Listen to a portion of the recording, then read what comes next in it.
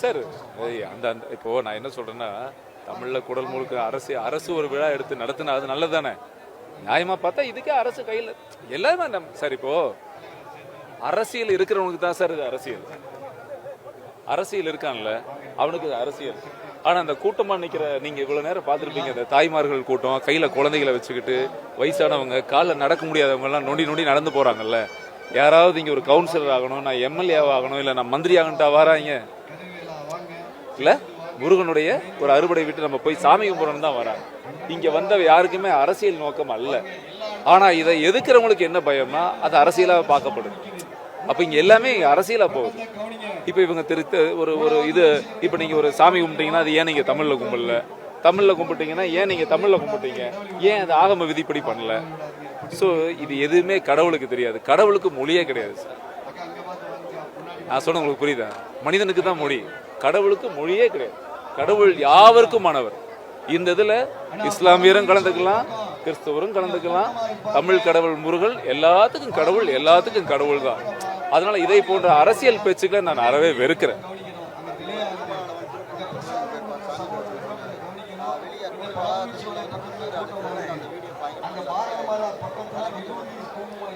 இல்லை, எனக்கு ஒரு சந்தோஷம் அதில் என்னன்னா, ஏன்னா அவங்க எனக்கு ஒரு பெரிய பார்க்கும்போது சந்தோஷப்பட்டேன்.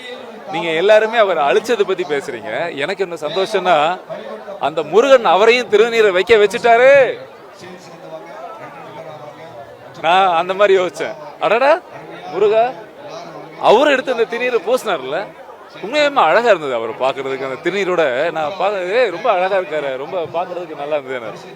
எல்லாரும் அழிச்சதை பத்தி பேசுறோம், நான் அவரது வச்சதை பத்தி யோசிச்சேன். ஆக முருகன் எங்கேயாவது ஏதாவது ரூபத்தில் நம்ம வேலை பார்த்துக்கிட்டே இருக்கிறார். ஸோ நிரந்தரமாக வச்சிருவார்.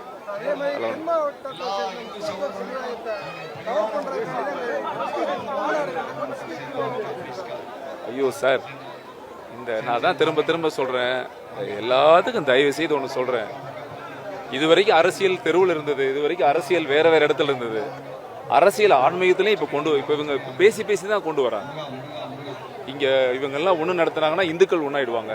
அப்ப எவ்வளவு நாள் தான் பிரிச்சே வைப்பீங்க சார்? இப்ப நமக்குள்ள என்னன்னா, இந்த மதவாத பிரச்சனைகளை பேசி பேசி பேசி பேசி வெறுக்குது சார். நானும் நீங்களும் நண்பனாவே இருக்க முடியல. ஒரு கடைக்கு போனா நீ வேற ஆளா நான் வேற ஆளான்னு பார்க்க அளவுக்கு கொண்டு வந்துட்டாங்க. நம்ம இதுக்கு முன்னாடி அப்படி கிடையவே கிடையாது. இதுக்கு எல்லாம் அரசியல் தான் காரணம். ஸோ அவங்களுக்கு ஒரு ஆன்மீகம் இருக்கு சார். ஹஜ்ஜுக்கு போறான், வருஷத்துக்கு கோடி பேர் போறாங்க, புனித யாத்திரை போறாங்க. எவ்வளவு பேர் கடவுளுக்காக வேண்டாங்க. அவங்க மதத்துல அது சிறப்பா பண்றாங்க. நாம் ஒரு விஷயம் செய்ய பொழுது மட்டும்தான், அது குறிப்பா பாருங்க, நாம் செய்ய போது மட்டும்தான் இது ஒரு மதமா பார்க்கப்படுதே தவிர, மற்றவர்கள் ஒரு வேற கோவிலுக்கு போகும்போது, வேற மதத்துக்காரங்களுக்கு இப்தார் விருதுக்கு போகும்போதோ இல்ல சர்ச்சுக்கு போகும்போதோ அது மதச்சார்பின்மை. அவங்கெல்லாம் மதச்சார்பின்மை போவாங்க.